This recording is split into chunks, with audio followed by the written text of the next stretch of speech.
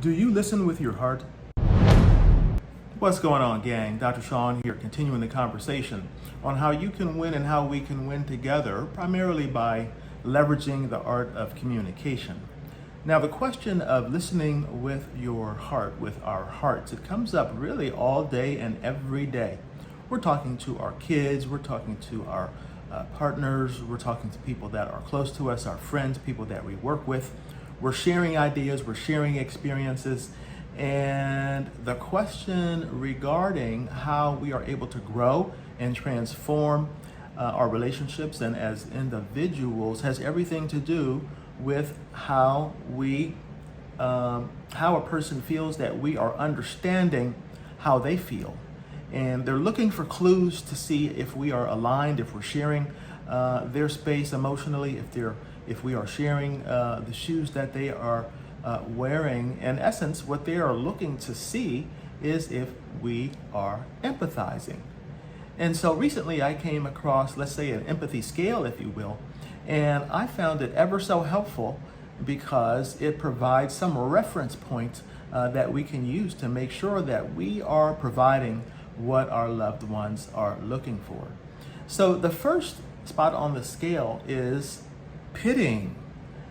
And pitying means when you notice that somebody is feeling some kind of way about something, but they're kind of beneath us in a way. And so nobody really wants to be pitied. And so we really don't want to give people pity, regardless almost who they are. Nobody really wants to be feeling like they're beneath anybody else, and nobody is beneath anybody else. And so when we give pity, it's perceived as very disrespectful.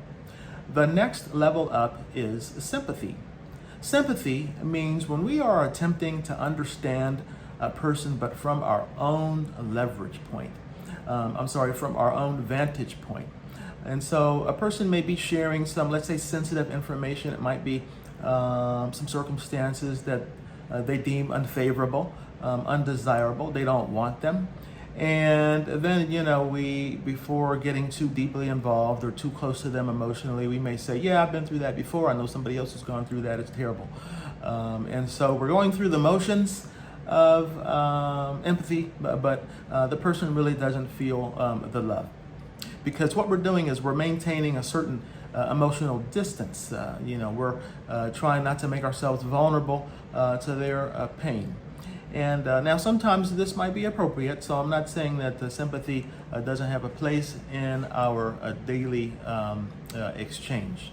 The next level is empathy. We are not trying to maintain an emotional distance. Instead, we are minimizing emotional distance, and we are more or less sharing the person's pain and how they feel. We're able to grow with them. It is a shared experience. We're able to grow our relationship. We're able to grow as individuals. It's not transactional, very transformative.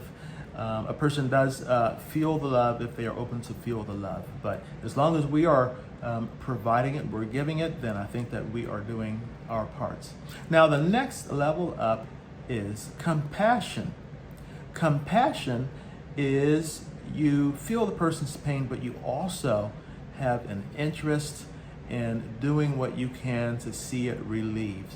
Compassion moves us to action and not just the feeling.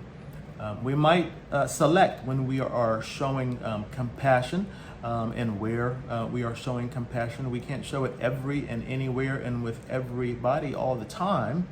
But I think that this scale and these, these labels are helpful because they give us an opportunity to be intentional when we are in those circumstances. I hope that you find this as helpful as I have. Stay tuned for more information like this, as I feel that it can help me, and I hope it helps you to keep winning in relationships and in life. Of course, we're talking about how we exchange with other people, but we're also talking about how we exchange with ourselves, because we're all, of course, connected. And that's why this is a conversation on how you can win and how we can win together. Take care, guys. Keep winning.